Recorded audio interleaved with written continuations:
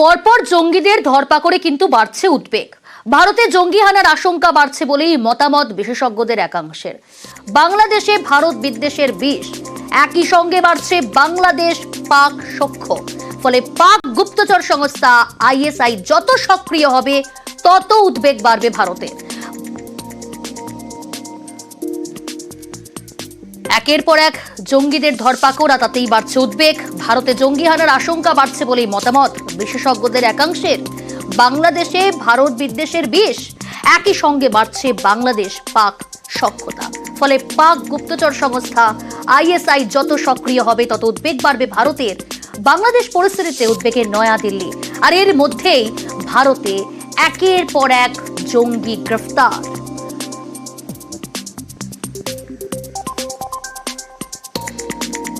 আর এই জঙ্গি গ্রেফতারে কিন্তু উদ্বেগ বাড়ছে। পরপর জঙ্গিদের গ্রেফতার করা হচ্ছে। ক্যানিং থেকে গ্রেফতার কাশ্মীরে জঙ্গি, এবিটির 8 জন জঙ্গি গ্রেফতার।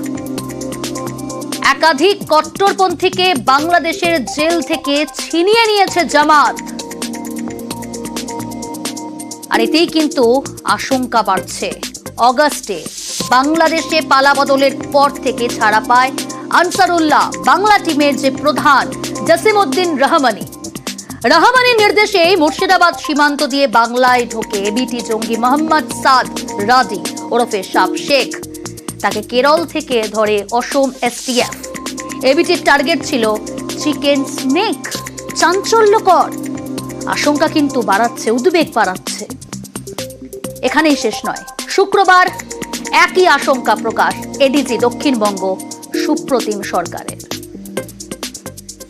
এদের উদ্দেশ্য ছিল অস্ত্র জোগাড় করা, স্থানীয় যুবকদের উদ্বুদ্ধ করে সংগঠনের টানা এবং উত্তর পূর্বাঞ্চলের 7টি যে রাজ্য আছে শিলিগুড়ির সঙ্গে যে যোগসূত্র চিকেন স্নেক, সেই অংশটিতে তাদের নাশকতামূলক কাজকর্মের সক্রিয় এবং নেপথ্যে থেকে দুভাবেই স্লিপার সেলের মাধ্যমে এবং গোপনে অস্ত্র সংগ্রহের মাধ্যমে ভারত বিরোধী কার্যকলাপে আরো বেশি সক্রিয় হয়ে ওঠা।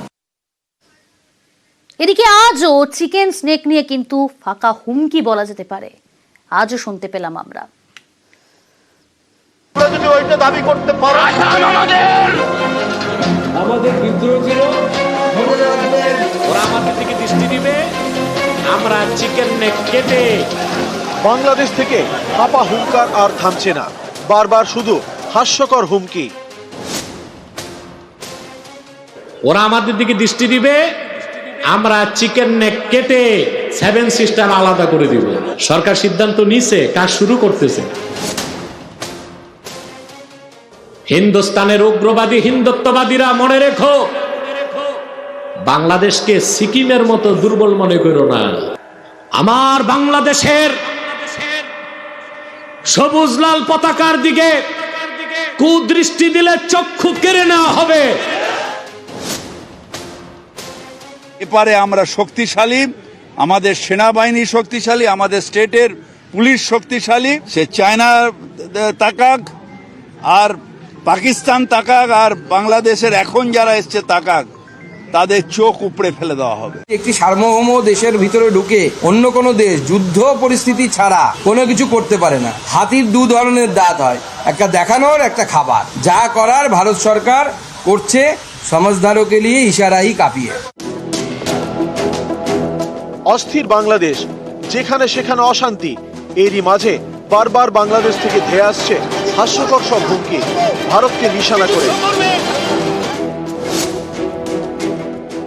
ভারতের যে government is a real suppressing government. ভারতে 140 কোটি লোকের মধ্যে 135 কোটি হচ্ছে দলিত, হরিজন, অচ্ছুত, মুসলমান এবং সাপ্রেসড 7 সিস্টার লোকজন। এদের মুক্তি দান করার জন্য আমরা যথেষ্ট। আমাদের দেশের সেনাবাহিনী এবং সৈনিকের সম্মুখ যুদ্ধে ভারতের মধ্যপায়ী এলজিবিটি সমাজের সৈনিকরা কখনো কালেও জয়লাভ করতে পারবে না।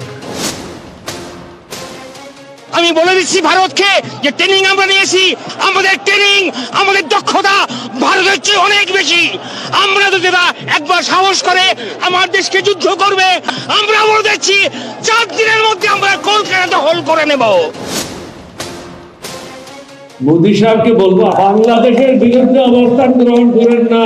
বাংলাদেশের সাথে পাঙ্গা দিলে এটা খুব কস্টলি হবে। অ্যাটম বোমার ভয় দেখাইেন না, নিউক্লিয়ারের ভয় দেখাইেন না। আমাদের অনেক বন্ধু রাষ্ট্র আছে যাদের কাছে নিউক্লিয়ার বোম আছে এবং তারা দিতে রাজি আছে। সুতরাং আপনি ব্যবহার করবেন, আমরা এখানে কলা চষবো, এটা হবে না। এখান থেকেও নিউক্লিয়ার বোম লঞ্চ করা হবে। আমাদের দিকে সাম্প্রদায়িক সম্প্রীতি নষ্টের জন্য যদি আন্দোলন করেন, বলে রাখি সেই আঙুল কিন্তু আমরা কেটে দেব। রাফায়েল বিমানের ভয় দেখায়, আরে ভাড়া আছে কয়টা রাফায়েল বিমান? রাফায়েল বিমান নাকি বাংলাদেশে আসলে আমরা নাকি টয়লেট করে, তাহলে বোঝেন আমাদের টয়লেট করতে রাফায়েল বিমান লাগে।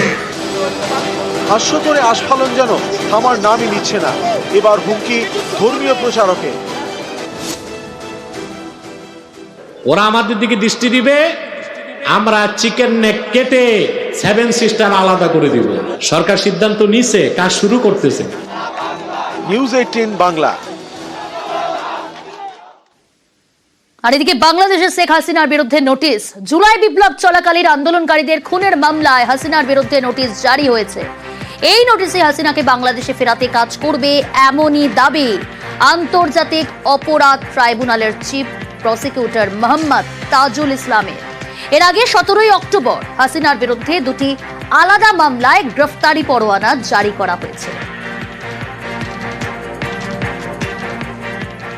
এর নোটিশটা ইন্টারপোল কর্তৃক জারি হয়েছে কিনা সেই বিষয়টা বলার দায়িত্ব হচ্ছে আমাদের এনসিবির এবং আমাদের বাস্তবিক অর্থে ইন্সপেক্টর জেনারেল অফ পুলিশের অফিসার। কয়েক মাসের মধ্যেই অন্তত শেখ হাসিনার বিরুদ্ধে যে তদন্ত আমাদের রিপোর্ট, সেটা তদন্ত সংস্থা যেটা বলেছেন, তারা মনে করেন যে আশা করেন তারা 3 মাসের মধ্যে হয়তোবা তারা শেষ করতে পারবেন।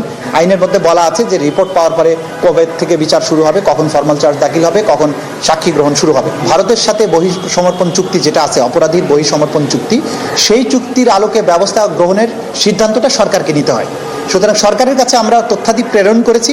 সরকার আনুষ্ঠানিকভাবে ভারতের কাছে কখন কিভাবে চাইবেন বা ইতিমধ্যে চেয়েছেন কিনা সেটা সরকার বলতে পারবেন। বাংলাদেশের পাশে গায়ক রাহাত ফতে আলী খান, জনপ্রিয় শিল্পী, জানান আগামী দিনে বাংলাদেশের গান বাজনা নিয়ে কাজ করতে উৎসাহী তিনি। তার পছন্দের শিল্পী রুনা লায়লা, পাকিস্তানের বাসিন্দা হয়ে বাংলাদেশের পাশে আছি জানালেন সঙ্গীত শিল্পী।